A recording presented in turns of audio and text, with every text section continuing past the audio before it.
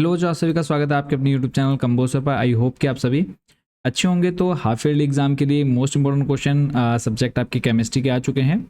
I hope कि आप लोगों की प्रिपरेशन काफ़ी अच्छे से चल रही होगी। तो टोटल 5 पीडीएफ है, जिसमें पहली पीडीएफ है आपकी एमसीक्यू वैकल्पिक प्रश्न उत्तर, सेकंड पीडीएफ जिसमें आपके निश्चित उत्तर प्रश्न है, और तीसरी जिसमें आपके वेरी शॉर्ट या फिर अति लघु, और उसके बाद नेक्स्ट जो पीडीएफ है उसमें आपके लघु उत्तरीय प्रश्न, और नेक्स्ट जो है वो है आपकी लॉन्ग क्वेश्चन आंसर्स की। तो सभी पीडीएफ में से हम कुछ क्वेश्चंस आपको यहाँ पर वीडियो में बताएंगे। बाकी अगर आपको बहुत अच्छा स्कोर करना है केमिस्ट्री के पेपर में तो आप इन पीडीएफ को परचेज भी कर सकते हैं, और परचेज कैसे कर सकते हैं वो हम वीडियो के लास्ट में देखने वाले हैं। ये सारी पीडीएफ आपकी हिंदी और इंग्लिश मीडियम दोनों मीडियम में अवेलेबल है।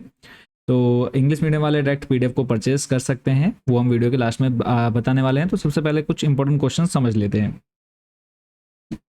तो हम स्टार्ट करते हैं वेरी शॉर्ट क्वेश्चन आंसर से, और उसके बाद फिर कुछ क्वेश्चन वेरी शॉर्ट, कुछ शॉर्ट के और कुछ लॉन्ग के। बाकी जो डेफिनेट टाइप क्वेश्चन आंसर से एमसीक्यू हैं वो आप पीडीएफ में ही उनको कवर कर पाएंगे। तो पहला प्रश्न बच्चों आपके सामने है। प्रश्न है आपका मोल अंश पद को परिभाषित कीजिए। प्रश्न आपका 2019 और 2015 बोर्ड एग्जाम में पूछा जा चुका है। मोल अंश को परिभाषित करना, मोल अंश क्या होता है, तो इसको आपने वीडियो रोक करके पढ़ लेना है। चलते हैं नेक्स्ट क्वेश्चन की तरफ। अगला प्रश्न बच्चों आपके लिए जो महत्वपूर्ण रहेगा हाफ ईयरली एग्जाम में, परासरण एवं विसरण में विभेद कीजिए। परासरण तथा विसरण में अंतर बताना आपको। तो एक तरफ परासरण और दूसरी तरफ विसरण डाल करके आप 4 पॉइंट यहाँ पर आपने याद कर लेने हैं। दोनों के बीच जो अंतर है वो आपको यहाँ पर सामने देखने को मिल जाएगा। अगला, और ये प्रश्न भी आपका महत्वपूर्ण रहेगा इस बार हाफ ईयरली एग्जाम में। छिला अंडा जल में रखने पर फूलता है परंतु सांद्र नमक के विलयन में सिकुड़ जाता है, ऐसा क्यों होता है? तो इसका रीजन आप यहाँ पे नीचे पढ़ पाएंगे। चलते हैं नेक्स्ट अगले प्रश्न की तरफ। प्रश्न आपका न्यूमेरिकल है, और ये न्यूमेरिकल आपका 2017, 16, 14 में पूछा जा चुका है। प्रश्न आपका एक अवाष्पशील विलेय के 10 ग्राम को 1.0 ग्राम को 10 ग्राम बेंजीन में घोलने पर क्वथनांक में उन्नयन 1 डिग्री सेल्सियस का होता है। विलेय के अणु भार की गणना कीजिए। बेंजीन के लिए आपको दे रखा है यहाँ पे केबी की वैल्यू दे रखी 2.53 केल्विन किलोग्राम मोल इनवर्स है। क्वथनांक में उन्नयन विधि से पहले अपने फॉर्मूला लगा देना है, और जो जो वैल्यू आपको दे रखी है वो वैल्यू आपने यहाँ पर सिंपली रख देनी है, और आंसर आपका आ जाएगा 253। अगला प्रश्न है, और ये प्रश्न आपका 2020, 15, 14 में पूछा गया। समपरासरी, अल्पपरासरी और अतिपरासरी विलयन क्या होते हैं? तो तीनों की डेफिनेशन आपने सिंपल लैंग्वेज में लिख देनी है, समपरासरी, अति और अल्पपरासरी की। अगला महत्वपूर्ण प्रश्न है कोलराउस का नियम लिखिए। कोलराउस का नियम शॉर्ट में आएगा क्वेश्चन आपका 1 नंबर में। जैसे कि भी आपको पता है हम शॉर्ट क्वेश्चन आंसर्स की पीडीएफ देख रहे हैं। इसके बाद फिर हम लॉन्ग में भी जाएंगे। ये वेरी शॉर्ट है, और उसका शॉर्ट और लॉन्ग फिर है। निम्न सेल में एनोड पर होने वाली अभिक्रियाएं लिखिए। तो आपको ये फर्स्ट नंबर डाल करके दे रखा है, फिर सेकंड नंबर, इन दोनों को आपने देखना है। अगला प्रश्न है एक प्रथम कोटि अभिक्रिया का विशिष्ट अभिक्रिया वेग 2.31 गुणा 10⁻³ सेकंड इनवर्स है।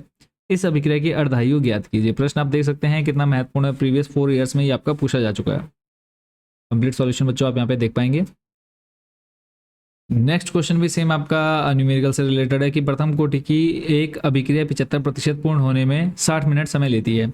इस अभिक्रिया की अर्धायु की गणना कीजिए। तो इसको आपने यहाँ पर देख लेना है। नेक्स्ट आ जाता है आपका निम्नलिखित के इलेक्ट्रॉनिक विन्यास, यानी इलेक्ट्रॉनिक विन्यास आपको ज्ञात करना है। तो कुछ यहाँ पे सिलेक्टेड आपको दिए हुए हैं, तो इन सभी को आपने अच्छे से तैयार कर लेना है। कोई डाउट, कोई क्वेश्चन आपको समझ में नहीं आता है, या जो भी कुछ आप पूछना चाहते हैं आप कमेंट बॉक्स में पूछ सकते हैं। नेक्स्ट आपका एक दंतुर लिगेंड की परिभाषा व एक उदाहरण दीजिए। इसको आपने देखना है। उसके बाद नेक्स्ट जो आपका क्वेश्चन रहेगा वो है वीबीटी, यानी संयोजकता अवमत सिद्धांत की सीमाएं बतानी है आपको। तो इसको आपने पढ़ लेना है। अब आपको लेकर के चलते हैं शॉर्ट क्वेश्चन आंसर की तरफ। कुछ शॉर्ट क्वेश्चन आंसर्स देख लेते हैं। बाकी के जो और बचे हुए क्वेश्चन हैं आप वो पीडीएफ में कवर कर पाएंगे। प्रश्न है आपका कास्टिक सोडा के 4 ग्राम यानी अणुभार 40 को जल में घोलकर 200 मिलीलीटर विलयन बनाया जाता है। विलयन की मोलरता और विलेय के मोल प्रभाज ज्ञात कीजिए। प्रश्न आपका 23, 19, 18, 15 में पूछा जा चुका है। तो सिर्फ इसमें फर्स्ट वाले को आपने अच्छे से प्रिपेयर कर लेना है। तो अगर हम बात करें यहाँ पर मोल प्रभाज जो हमसे पूछा है, तो मोल प्रभाज आपका है 0.0091। नेक्स्ट सेकंड वाला भी आप चाहें तो यहाँ पर इसको कवर कर सकते हैं प्रैक्टिस में। नेक्स्ट अगला जो महत्वपूर्ण प्रश्न है वो है विद्युत रासायनिक श्रेणी क्या होती है, इसके प्रमुख अनुप्रयोग लिखिए। इसको आप पढ़ लेंगे, और इसके जो अनुप्रयोग हैं वो भी आप यहाँ पे नीचे देख पा रहे होंगे। नेक्स्ट और इंपॉर्टेंट क्वेश्चन है निर्दिष्ट समीकरण। नेक्स्ट समीकरण बताना है क्या होता है। फिर उसके बाद निम्नलिखित सेल के लिए 25 डिग्री सेल्सियस पर वैद्युत वाहक बल की गणना कीजिए। इसको आपने देख लेना है। और उसके बाद चलते हैं अगले प्रश्न पर लेकर के आपको। नेक्स्ट है विशिष्ट चालकता व मोलर चालकता को परिभाषित कीजिए, इन दोनों में क्या संबंध है। मोलर चालकता को समझाइए, तनुता का इस पर क्या प्रभाव पड़ता है। एक आपने इसको प्रिपेयर कर लेना है। और ये प्रीवियस इस बार आपके हाफ ईयरली एग्जाम में महत्वपूर्ण ये रहने वाला है। नेक्स्ट जो क्वेश्चन, आप जितने क्वेश्चन देख रहे हैं बच्चों सारे आपके सिलेक्टेड क्वेश्चन ही आपके प्रीवियस ईयर हाफ ईयरली में भी और ईयरली में काफी बार पूछे जा चुके हैं। प्रश्न आपका, मानक हाइड्रोजन इलेक्ट्रोड का अर्थ उपयुक्त आरेख तथा समीकरण देकर स्पष्ट कीजिए। एक आपने ये कर लेना है। और इसी क्वेश्चन को देखो थोड़ा सा घुमा करके आपको दे देंगे। और घुमा करके क्वेश्चन कैसे आएगा, मानक हाइड्रोजन इलेक्ट्रोड का सचित्र वर्णन कीजिए, या फिर मानक हाइड्रोजन इलेक्ट्रोड का वर्णन कीजिए तथा इसकी रासायनिक अभिक्रिया भी लिखिए। पूरा सॉल्यूशन आपको दिया गया है और पूरा विथ डायग्राम, तो डायग्राम भी आपने बनाना है। अगला जो महत्वपूर्ण प्रश्न रहेगा बच्चों आपके लिए वो है आपका फैराडे के विद्युत अपघटन संबंधी नियम लिखने। जो फैराडे के नियम है विद्युत अपघटन से संबंधित, वो आपने यहाँ पर लिखना है। प्रश्न आपका 2015, 12, 18, 23, 19 में पूछा जा चुका है। इस पूरे को आपने अच्छे से प्रिपेयर कर लेना है, और पहला और दूसरा नियम। और उसके बाद अगला जो प्रश्न है बच्चों आपके लिए महत्वपूर्ण, वो है अभिक्रिया की कोटि से क्या तात्पर्य है। प्रथम कोटि की अभिक्रिया का एक उदाहरण दीजिए। कोटि आणविकता से किस प्रकार भिन्न है। या फिर ये प्रश्न आपको दे सकता थोड़ा सा घुमा करके कि अभिक्रिया की आणविकता तथा कोटि में क्या अंतर है। तो इसको आपने तैयार कर लेना। अब कुछ क्वेश्चन देख लेते हैं लॉन्ग। ठीक है, शॉर्ट आपने देख लिया, वेरी शॉर्ट कुछ क्वेश्चन देख लिए। अब आपको लेकर के चलते हैं लॉन्ग क्वेश्चन की तरफ। और अगर आपको सिर्फ पास होना है हाफ ईयरली में, तो आप इनको जितने हम आपको इस वीडियो में क्वेश्चन बता रहे हैं इतने आपने प्रिपेयर कर लेना है। अगर आपको बहुत अच्छा स्कोर करना है तो आप पीडीएफ परचेस कर सकते हैं, और कैसे परचेस करना है वो हम वीडियो के लास्ट में आपको यहाँ पर पूरी डिटेल स्टेप बाय स्टेप बताएंगे। प्रश्न आपका, प्रासरण दाब किसे कहते हैं। वर्कले तथा हार्डले की विधि द्वारा विलयन के प्रासरण दाब का मापन कैसे किया जा सकता है। इसको आपने देख लेना है। फर्स्ट नंबर प्रासरण दाब को आपने लिखना है, फिर उसके बाद है वर्कले हार्डले विधि विद डायग्राम आपको यहाँ पर पूरा कंप्लीट दिया गया। नेक्स्ट आपका प्रथम कोटि अभिक्रिया के लिए समाकलित वेग समीकरण की व्युत्पत्ति कीजिए। तो आपने इसको तैयार करना है। नेक्स्ट बच्चों जो आपके लिए महत्वपूर्ण प्रश्न है आपके हाफ ईयरली एग्जाम के पॉइंट ऑफ व्यू से, वो है कंप्लीट। आपको यहाँ पर देखो ये सारे लॉन्ग क्वेश्चन है, तो लॉन्ग में आपको ये देखने को मिलने वाले हैं। प्रश्न है आपका, अभिक्रिया के वेग पर सांद्रण, ताप, दाब व उत्प्रेरक का प्रभाव समझाइए, या फिर रासायनिक अभिक्रिया के वेग को प्रभावित करने वाले कारकों का उल्लेख कीजिए। ठीक है, तो सांद्रण का कैसे प्रभाव है, फिर ताप, फिर दाब, फिर पृष्ठीय क्षेत्रफल का प्रभाव, उत्प्रेरक का प्रभाव अभिकारकों की प्रकृति पर कैसा रहता है। तो यहाँ पर आप पूरा डिटेल में पढ़ सकते हैं। नेक्स्ट क्वेश्चन है लेंथेनाइड क्या है, लेंथेनाइड आकुंचन के परिणाम क्या है। यही प्रश्न आपको घुमा करके दे सकते हैं कि लेंथेनाइड आकुंचन क्या है, लेंथेनाइड आकुंचन के परिणाम क्या है। तो इसको आपने यहाँ पर पूरा पढ़ लेना है। और ये सभी क्वेश्चन आपके लॉन्ग में देखने को मिलने वाले हैं। अब आपको ले चलते हैं कि आप इन पीडीएफ को कैसे ले सकते हैं, कैसे परचेज कर सकते हैं।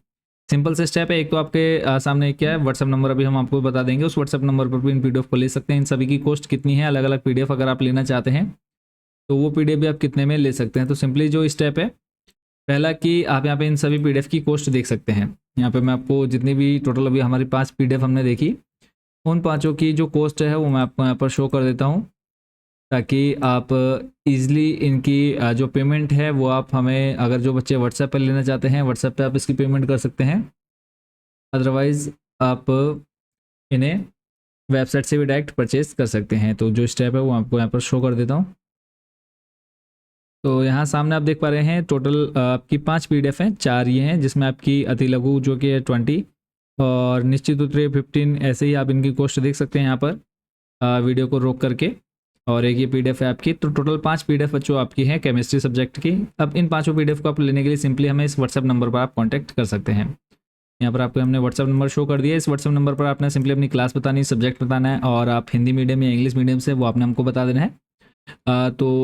जैसे आप पेमेंट करेंगे हम आपको क्यूआर कोड दे देंगे व्हाट्सएप पर। उस व्हाट्सएप पर आपको जो क्यूआर कोड मिलेगा उस पर आपने जैसे ही पेमेंट कर देंगे आपको पीडीएफ आपके व्हाट्सएप नंबर पर इजीली अवेलेबल हो जाएगी।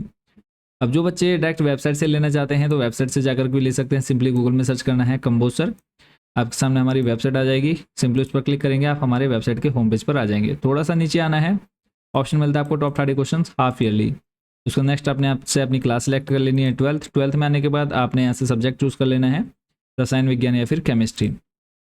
यहाँ पर आने के बाद नेक्स्ट जो आपके सामने पेज ओपन होगा, हिंदी मीडियम इंग्लिश मीडियम दोनों के लिए ऑप्शन आएगा। तो सिंपली हिंदी वाले बच्चे किसी भी यहाँ पर क्लिक कर देंगे, इंग्लिश वाले नीचे किसी भी टॉपिक पर क्लिक करेंगे तो आपके सामने हिंदी और इंग्लिश दोनों के लिए अलग अलग यहाँ पे पेज ओपन हो जाएंगे।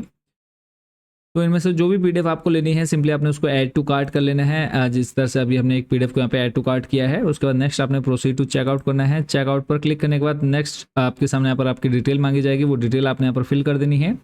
नेक्स्ट आपने यहाँ पे I have read and agree to the website terms and condition पर क्लिक करके प्लेस ऑर्डर कर देना है। जैसे ही आप प्लेस ऑर्डर पर जाएंगे आपको फोन पे या फिर गूगल पे से पेमेंट का ऑप्शन बोलेगा। आप जैसे पेमेंट करते हैं आपको वहीं पर 5 से 10 सेकंड के अंदर डाउनलोड का ऑप्शन मिल जाएगा, वहाँ से इस लिस्ट को डाउनलोड कर पाएंगे। बाकी अगर कोई डाउट कोई क्वेश्चन आपके मन में होगा तो आप हमें कमेंट बॉक्स में या फिर हमारे इस व्हाट्सएप नंबर पर कॉन्टैक्ट करके भी अपने सारे डाउट्स क्लियर कर सकते हैं। आई होप बच्चों पूरी प्रोसेस आप अच्छे से समझ गए होंगे और सभी को बेस्ट विशेष अच्छे से तैयारी करते रहिए। मिलते हैं नेक्स्ट वीडियो में अदर सब्जेक्ट के टॉप 30 क्वेश्चन के साथ। Thank you so much watching for this video.